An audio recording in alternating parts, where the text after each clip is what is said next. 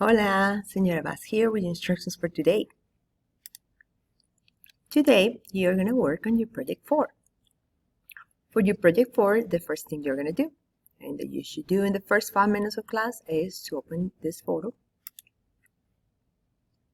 And there is a question there. You have to answer the question right here. It says, what is a cafe? So you're just going to tell me what you think a cafe is. Then we're going back to the plan. Our plan today is talking about cybercafe versus outdoor cafe.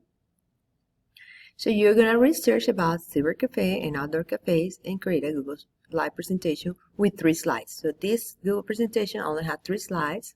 I put here what you put in the first slide, what you put in the second slide, what you're going to put in your third slide, and how many points you're going to get. You're going to get 140 points, but you need to know what you get for every one of them.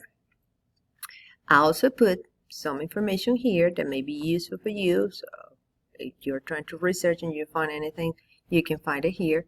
So please work on this project. And today, since we're working on a project and you probably have some missing assignments from last week or this term, I need you to work on them.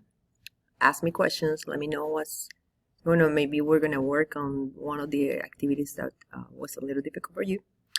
And I'll be here to help you. Adios.